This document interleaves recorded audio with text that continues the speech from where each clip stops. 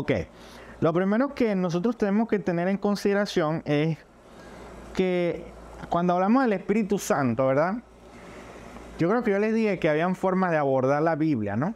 Hay varias formas de abordar la Biblia, que es lo que llamamos teología, ¿no? Entonces hay una forma de, yo creo que lo di en la introducción, si mal no recuerdo, ¿no? Yo creo que este es como un paréntesis, algo aparte. Yo creo que hablé de tipos de teología. Entonces yo mencioné, este será, no, sí se borra. Estaba asustado, no fuera a ser permanente. Ajá. Tipos de teología. Hablé de dogmática, histórica. Ya ahorita voy a explicar esto. Histórica, bíblica, sistemática.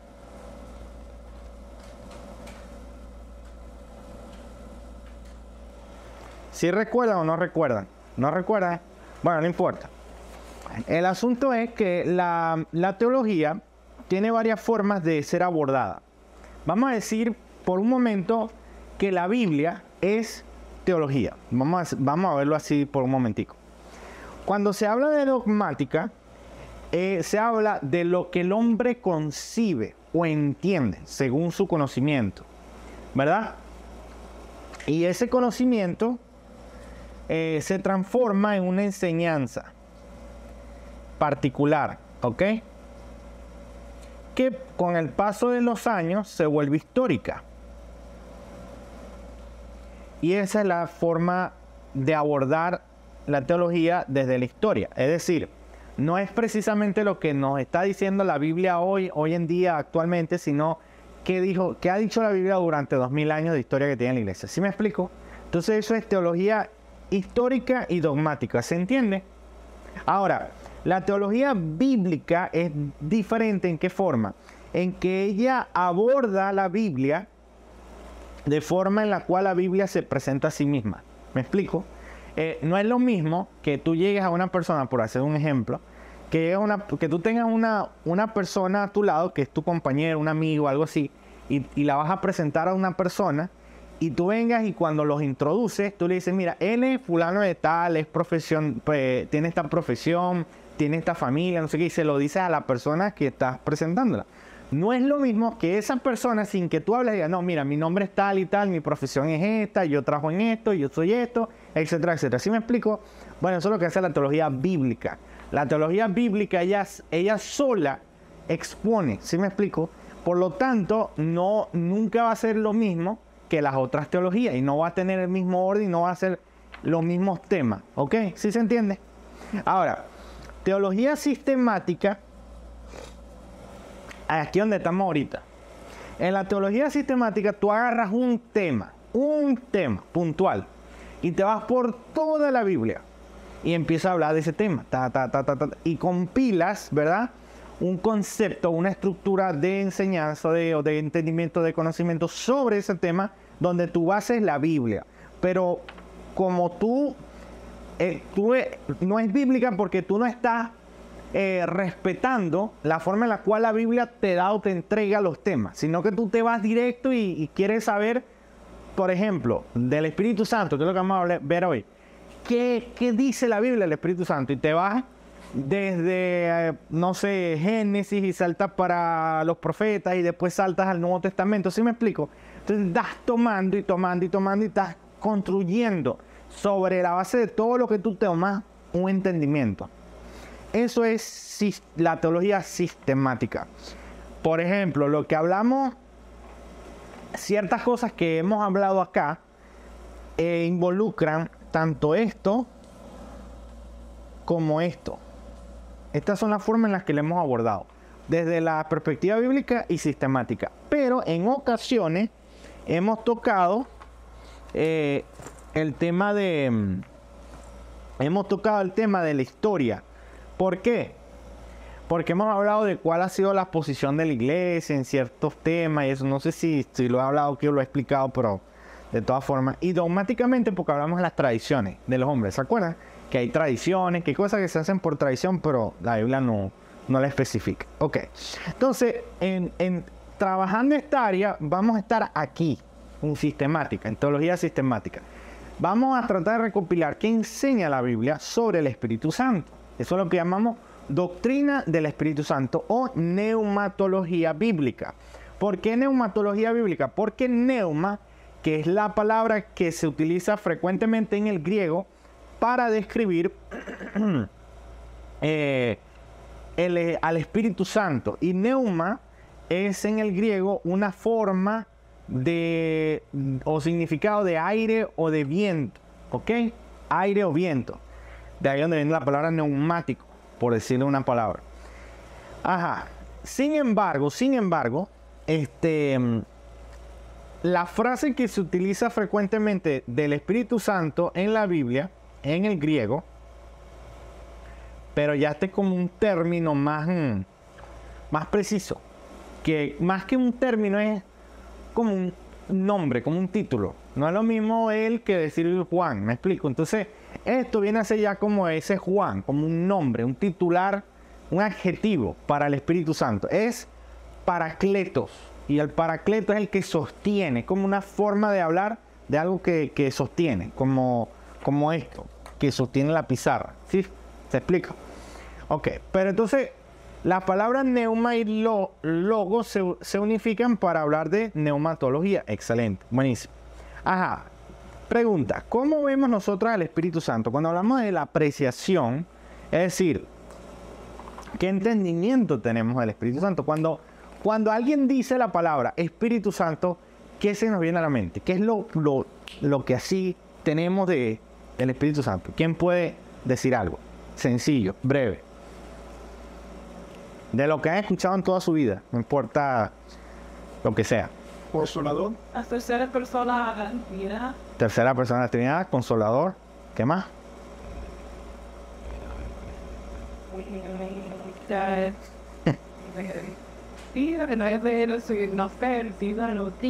Nuestra guía. El bautismo, nuestra guía, ok. Bueno, el punto acá es que evidentemente esto, o sea, no lo digo de forma acusativa, porque ese no es el punto, pero es de forma reflexiva, para que reflexionemos. Eso habla de la forma en la cual se enseña del Espíritu Santo en la iglesia hoy en día. O sea, que es casi que nulo, muy poco. O sea, no hay un entendimiento correcto o vamos a decir amplio. No voy a decir que no sea correcto, porque Consolador es correcto, la tercera persona de Trinidad es correcto, pero el punto es algo más amplio, más íntegro. ¿Sí me explico? Y ese es un problema, que eso dependiendo bueno, no voy a decir la denominación, porque no tiene nada que ver con la denominación, tiene que ver con la ignorancia que hay. La ignorancia en las iglesias de estudiar la Biblia. Porque a lo mejor tú le preguntas a un seminarista y te explica, porque estudia en una universidad donde dan teología o se están preparando para ser ministro de culto, pero oye, qué chimbo que un hermano en la iglesia no pueda saber. ¿Sí me explico? O sea, ¿por qué tiene que el pastor ser el que da la respuesta a todas las preguntas o sea, hay preguntas que un creyente puede responder, ordinariamente hablando están en la palabra, ¿sí me explico? Entonces, ese es el punto con respecto al tema de la doctrina del Espíritu Santo, que muy poco se enseña o muy poco se habla, porque hay tergiversaciones o hay ideas erradas. Una idea errada, por ejemplo, ¿verdad?, que yo voy a hablar de varias aquí, es la asociación del Espíritu Santo a cosas o a eventos o a circunstancias. Y ahí se pierde el fundamento principal de la Trinidad con respecto a la tercera persona de la Trinidad, es que es una persona. No es algo, no es una cosa. ¿Sí me explico? Es una persona, ¿ok? Vamos a la guía. Primero, tergiversaciones de la doctrina del Espíritu Santo. Primera tergiversación. Esto es algo que es incorrecto, pero vamos a empezar por lo que está mal para que después vayamos entrando en materia. ¿Qué está mal? Decir que el Espíritu Santo es una fuerza. La Biblia no dice en ninguna parte que el Espíritu Santo es una fuerza. Puede ser que haya o existan corrientes de la nueva era o del budismo, etcétera, y se cuelen dentro de las iglesias, pero realmente no es así. ¿Por qué se puede interpretar que sea una fuerza? Vamos a ver unos versículos bíblicos de donde alguien pudiera agarrarse, aunque equivocadamente, ¿no? Génesis 1:1, por ejemplo, dice que en el principio creó Dios los cielos y la tierra. Y la tierra estaba desordenada y vacía, y las tinieblas estaban sobre la faz del abismo, y el Espíritu de Dios se movía sobre la faz de las aguas. Es decir, estaba operando el Espíritu Santo ahí. Hay creación, hay un orden, una ordenación, porque estaba en caos y todo lo demás. Entonces, alguien pudiera decir, bueno, pero no sé, debería ser una fuerza para poder ordenar todas las cosas, no sé. Y se pierde el hecho de la personalidad. Ajá, vamos a ver algunas evidencias bíblicas de que el Espíritu Santo es una persona y no es una fuerza. Hechos capítulo 13 verso 2, ahí la tienen en la tablita ahí abajo, dice: ministrando esto al Señor y ayunando, dijo el Espíritu Santo. O sea, que Él dice. Tú no hablas de una cosa que diga algo. O sea, a menos que sea una radio, una cosa así, pues. Pero tú no dices, tú no te refieres a algo como dijo. Él dijo esto. No, lo dice. Adicionalmente, en la página que viene, en la página 2, disculpen que se me saltó una hoja ahí en blanco, pero esta la dejé ahí intencionalmente para que hagan sus anotaciones. Dice: apartadme a Bernabé y a Saulo para la obra que los he llamado. Eso lo dijo el Espíritu Santo. Apártenme. O sea, como haciendo que de forma posesiva ellos me pertenecen. ¿Sí me explico? Juan 15:26 dice: pero cuando venga el Consolador, a quien yo os enviaré del Padre, el Espíritu de verdad, el cual procede del Padre, Él dará testimonio de mí. Ahí está nuevamente Él, pronombre personal, Él, ella, ¿ok? Son pronombres personales. Solamente se puede usar un pronombre personal cuando se refiere a una persona. Luego, Hechos 10:19 dice: mientras Pedro pensaba en la visión, le dijo el Espíritu. O sea, el Espíritu le habló a Pedro. Luego, Hechos 16:6 dice: y atravesando Frigia y la provincia de Galacia, les fue prohibido por el Espíritu Santo. ¿Ok? O sea, vemos el Espíritu Santo actuar de forma independiente, voluntaria, con su propia voluntad, con su propia forma. Adelante. ¿Qué será? No. Mira, llegó el pastor porque tú está aquí pues. Sí. Buena. Bien, bien, aquí estamos. Ajá. Entonces dice,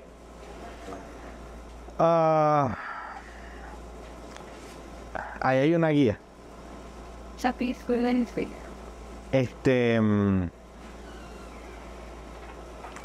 Estamos entrando en la doctrina del Espíritu Santo y estamos aclarando los conceptos errados. Uno de los errores es que el Espíritu Santo es una fuerza. El Espíritu Santo no es una fuerza, es una persona. Entonces estamos aclarando por qué. Entonces tenemos aquí en la página, obviamente, la página 1, en el cuadro donde dice refutación, dice, después en la página 2, página 2, dice que el Espíritu Santo habla de Él dará testimonio, le dijo el Espíritu, le fue prohibido por el Espíritu Santo. Ok. El Espíritu Santo se utiliza pronombres personales. En ese sentido, no es una fuerza. Ajá. Fíjense una cosa. Aquí van a ver, ¿cómo es la palabra? Conceptos de cosas que son erradas, que a lo mejor nosotros hemos escuchado y que nunca hemos pensado en eso, pero que están dentro de las iglesias y que ocurren. Y nadie piensa eso hasta que lo lee, hasta que se da cuenta que no es así, ¿ok? Ajá. Número 2 de las tergiversaciones, en la página 1. El Espíritu Santo no es permanente. Él se va y se mueve. Es decir, Él no, hablando en el aspecto de la posesión, los creyentes tienen el Espíritu Santo. Eso es lo que dice la Biblia. Pero Si nosotros pensamos que el Espíritu Santo se puede ir de una persona a otro lugar, ¿verdad? Hay un problema ahí. Primero, no es bíblico. La Biblia no enseña eso en ninguna parte. Y segundo, violentaríamos la deidad del Espíritu Santo, porque el Espíritu Santo es Dios, lo que dice la Biblia. ¿Y Dios está en dónde? En todas partes. Entonces, si el Espíritu Santo se va de un sitio para otra persona, de una persona a otra persona, entonces no puede estar en todos los lugares al mismo tiempo. ¿Sí me explico? O sea, ahí perdemos de vista esa enseñanza como tal. Que se ha dicho, yo no sé si alguna de ustedes lo escucharon, pero ha pasado en iglesia, donde se tendía a enseñar, a lo mejor no de forma directa, pero con la palabra, la manera en la cual lo hacían, te daba a entender eso, que un creyente pecaba, por ejemplo, un creyente pecaba y se le iba al Espíritu Santo. Entonces, tenía que entrar en un proceso nuevamente, una cosa así. O, número 2, pasa en el contexto pentecostal. Un creyente creyó en Cristo, ya le es salvo, pero él no tiene el bautismo del Espíritu Santo. Él tiene nada más un solo bautismo, que es el bautismo del agua. Pero ahora necesita el bautismo, otro bautismo del Espíritu Santo. En la Biblia no se enseña eso tampoco. Claro, es un tema más extenso porque esta clase es parte 1. Esto es largo. Pero habría que hablar de cómo, porque lo que pasa es lo siguiente, hermano. En el orden de acontecimientos de la Biblia, como lo redacta, por ejemplo, en el libro de los Hechos, había momentos donde se derramaba el Espíritu Santo, la gente creía y eran bautizados. Y hay otros momentos donde la gente creía, eran bautizados y se derramaba el Espíritu Santo. ¿Sí me explico? No quiere decir que habían dos bautismos, es decir, como que uno del Espíritu y otro por el agua, no. Era que en ocasiones el Espíritu Santo venía y entonces la gente era bautizada ya después que el Espíritu estaba sobre ellos. Pero en otras ocasiones era al revés. Primero creían, se arrepentían y después venía el Espíritu Santo. ¿Sí me explico? Entonces, no estamos hablando de dos, sino de uno solo, solo que de forma en dos momentos. Ok, vamos a seguir. Ajá. ¿Cuál es la fuente que a veces se utiliza, que es mal interpretada, de que el Espíritu Santo se va de una persona o algo así? Bueno, del Antiguo Testamento. ¿Qué dice el Antiguo Testamento? Primera de Samuel. Vino el Espíritu de Dios sobre Azarías. Ok. Luego dice, y vino el Espíritu de Dios sobre los mensajeros de Saúl.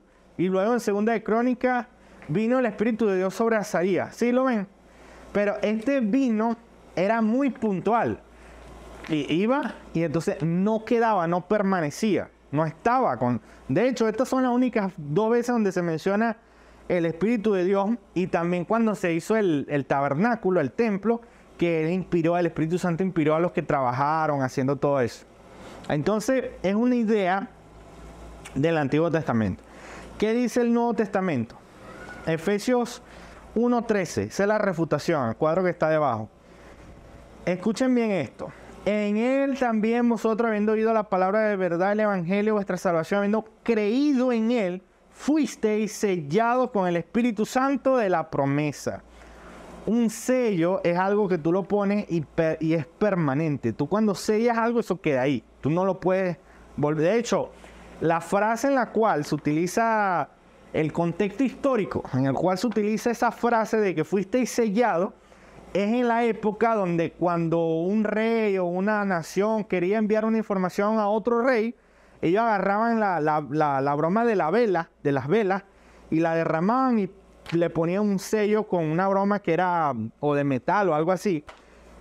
Y eso se estampaba. Y eso le daba garantía a la carta de que la persona, el destinatario que iba a recibir, era el único que podía leer el contenido, leer lo que estaba ahí, lo que decía allí. Porque si alguien abría la carta tenía que romper el sello. ¿Me explico? Entonces, el apóstol Pablo utiliza esa frase, la utiliza allí en Efesios 1:13, la vuelve a utilizar en Efesios 4:30 cuando dice fuisteis sellados para el día de la redención. Es decir, estamos sellados, es decir, que nadie puede quitarnos el Espíritu Santo hasta el día de la redención, o sea, hasta el día en que Cristo venga. ¿Ok? Adicionalmente, vámonos a página 2, ahí está la otra tablita. Mira lo que dice Romanos 8:11. Ajá, y si el espíritu de aquel que levantó de los muertos a Jesús mora en vosotros. Luego Gálatas 5:22. El fruto del espíritu es amor, gozo, o sea, fruto. Te está hablando de un árbol que tiene raíz, por ejemplo. Juan 14:16. Yo rogaré al Padre y os dará otro consolador para que esté con vosotros para siempre. Luego, el Juan 14:17, porque mora con vosotros y estará en vosotros. Es decir, Él no se va a ir. En un sentido no se va a ir. Ok. Por eso es que la palabra habla de contristar. No contristéis al Espíritu, porque el Espíritu está siempre contigo, si eres creyente. El problema es que si tú pecas, lo contristas, pero Él nunca te va a dejar. ¿Sí me explico? Ok. Primera de Corintios 6:19. Ignoráis que vuestro cuerpo es templo del Espíritu Santo, el cual está en vosotros, el cual tenéis de Dios. Ok, perfecto. Entonces, ya por aquí, si el Espíritu Santo se entiende que está con nosotros, que no es como se va y se viene, ¿verdad? Por ahí se descarta un montón de falsas enseñanzas sobre el tema del Espíritu Santo, que es la idea esa de que, oye, si te pecaste, el Espíritu Santo se te fue, entonces, bueno, tú tienes que casi que flagelate la espalda para que vuelva, una cosa así, que no es bíblica. Pero de todas formas los quiero comentar. Ok, número 3. Ajá, primero, el Espíritu Santo es una fuerza, eso es un error, ¿ok? Estamos hablando de los errores, de las cosas que no es el Espíritu Santo.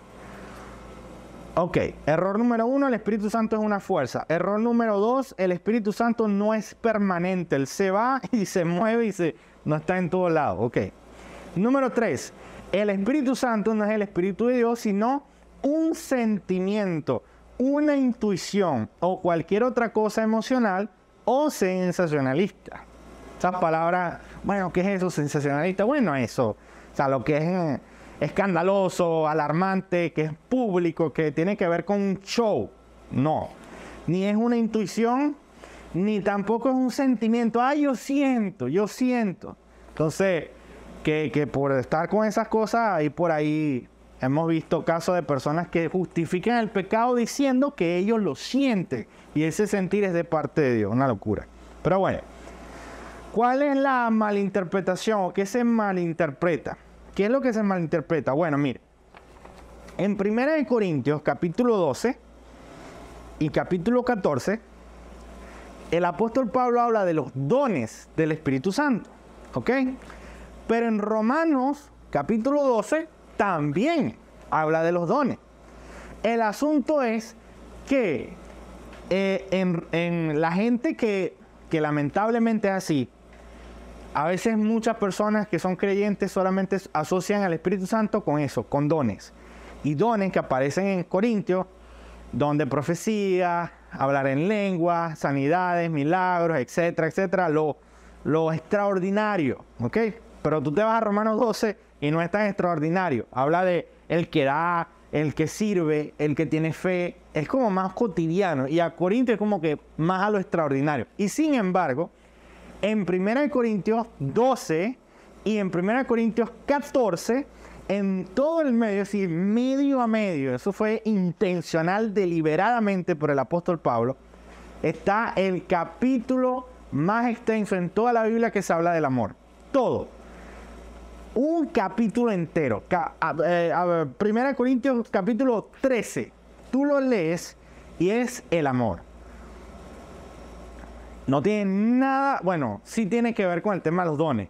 Lo que tiene que ver es que el apóstol Pablo dice, mira, profecía, lengua, todo eso se va a acabar, dice el apóstol Pablo. Eso se va a acabar. Lo que permanece es la fe, la esperanza y el amor. Y de estos tres el mayor es el amor. Entonces, el punto del apóstol Pablo es, no importa lo que tú digas que tú tienes como don, eso no importa. Si no tienes amor, nada eres. Porque ¿de qué le vale a una persona, como ha pasado, que diga que tiene profecía y no tiene amor para con sus hermanos? Por ejemplo, los habla de ellos despectivamente, los maltrata, o de aquellos que dicen que hablan en lengua y siempre hablan en lengua porque hablan supuestamente en lenguas espirituales, pero se la pasan criticando a la hermana que tiene la misma falda todos los domingos, etc. Entonces tienen dos lenguas, una para la maldad y otra para la, bueno, supuestamente. Entonces, en ese sentido, el punto del apóstol Pablo es: lo que debe permear tu vida cristiana es el amor. Eso es lo que debe permear. Porque cuando tú amas al prójimo, tú no le haces daño al prójimo. ¿Me explico? Entonces, el problema de los corintios era el tema de que ellos estaban extrapolando. Y fíjate algo, mira lo que dice ahí. 1 Corintios 14:1.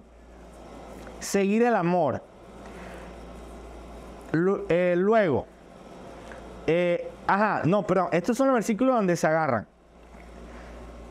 Procurar los dones espirituales, pero sobre todo que profeticéis. Luego, aunque por el Espíritu habla misterio. Y luego en 1 Corintios 12:4 hay diversidad de dones, pero el Espíritu es el mismo. Ok. Vamos a refutar eso, de que eso es únicamente el Espíritu Santo los dones. ¿Qué dice Juan 14:26? Que el Espíritu Santo nos enseñará todas las cosas y nos recordará todo lo que Jesús ha dicho. Por cierto, ahora cuando puedan, tomen una fotico. Juan 14:27 dice: la paz os dejo, mi paz os doy. Justo cuando está hablando del tema del Consolador. O sea que el Espíritu Santo nos da paz. Juan 15:26. Cuando venga el Consolador, a quien yo enviaré del Padre, el Espíritu de verdad, al cual procede el Padre, Él dará testimonio acerca de mí.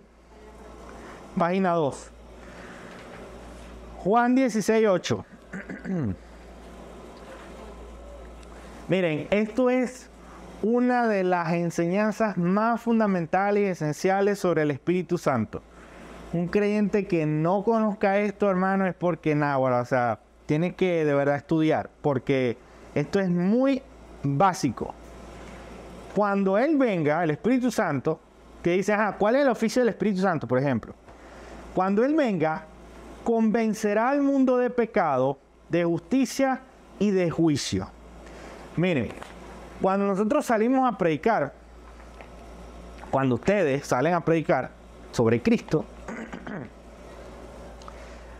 a veces tienen la idea, lamentablemente es una idea idealista y utópica, no es realista, pero se tiende a pensar o se tiende a la idea de que ustedes imagínense que van para, no sé, para un pueblito aquí y casi que no hay iglesia, no hay gente cristiana, y ustedes se van para allá con un púlpito y una corneta y se paran a predicar de Jesús y el Evangelio y tal y todo el asunto.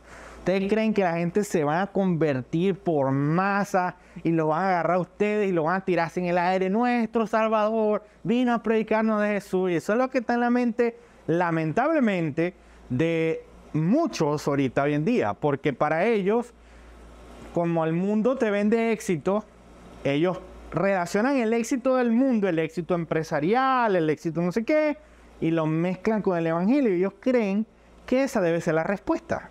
Y que eso debería ser lo normal, porque mezclan una cosa con la otra. Pero históricamente no es así. Históricamente solamente van a haber dos reacciones. O la gente rechina los dientes contra ti y te van a agarrar y no te caen a pedradas, por lo menos te expulsan y te sacan y agarran tu cornetica y te la desbaratan y te la tiran en la basura. Esa es una reacción. La otra es que haya gente que verdaderamente siente en su corazón como un arrepentimiento, se llama compungir, ser compungido, si se siente dolido en su corazón, porque la palabra hace un efecto, que es como una espada de doble filo que corta, dice la Biblia. Y el Espíritu Santo aplica esa palabra al corazón del hombre, y el hombre dice, verdaderamente estoy perdido, necesito ser salvado. Allí es donde se manifiesta la obra del Espíritu Santo. ¿Por qué? Mira lo que dice Juan 6, 60. Al oírlas, es decir, cuando Jesús estaba hablando, sus palabras, dice, al oírlas, muchos de sus discípulos dijeron, dura es esta palabra, ¿quién la puede oír? Sabiendo Jesús en sí mismo que sus discípulos murmuraban de esto, les dijo, esto os ofende, le dijo. Es decir, hay un momento en la historia de Jesús que los discípulos estuvieron a punto de irse y le dijeron, bueno, se van a ir, váyanse. Si quieren irse, váyanse. Y ellos después como que recapacitaron. ¿Qué sucede allí? ¿Por qué? Porque no, la pregunta no es, ¿por qué la gente no cree? Esa no es la pregunta. La pregunta es ¿por qué hay gente que la cree? ¿Por qué hay gente que sí cree el mensaje de Jesús? Porque históricamente la gente no. Fíjate lo que dice Jesús mismo, los discípulos de él no creían. O sea, ellos dijeron que esta palabra es dura. Ahora, la respuesta te la da la misma palabra. Primera de Corintios 12, versículo 3. Mira lo que dice. Por tanto os hago saber que nadie que hable por el Espíritu de Dios llama anatema a Jesús. Y nadie puede llamar a Jesús Señor sino por el Espíritu Santo. O sea, que porque hay gente que sí cree y porque hay gente que sí dice que Jesucristo es Señor, por el Espíritu Santo. Él es el que convence de pecado, de juicio y de justicia. Y eso que es tan esencial a veces la gente no relaciona, no sabe. Es más, yo a veces no entiendo, hay iglesias que se ponen unos nombres así, no sé qué cosa, el Espíritu Santo, y yo creo que jamás en su vida han dado un estudio del Espíritu Santo en su propia iglesia. Tienen nombre y ni siquiera conocen bien lo que dicen. Bueno, Juan 16, 13, el Espíritu guiará toda la verdad porque no hablará por su propia cuenta. Juan 16, 14, Él me glorificará porque tomará de lo mío y os lo hará saber. O sea, lo que te quieren decir esos versos es que no, el Espíritu no está asociado única y exclusivamente al tema de los dones.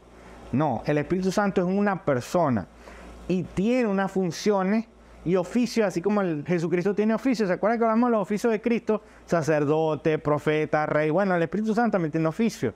Y uno de sus oficios es convencer de pecado. Bueno, aquí en estos cuadros se aclara el tema de la personalidad del Espíritu Santo. Para aclarar que Él es una persona. Él enseña, ahí está el versículo, Él testifica, Él guía, Él habla, Él contiende, Él ordena, Él intercede. Vamos a la página 3. Él envía, Él llama, Él consuela, Él opera. ¿Lo ven? Ok, perfecto.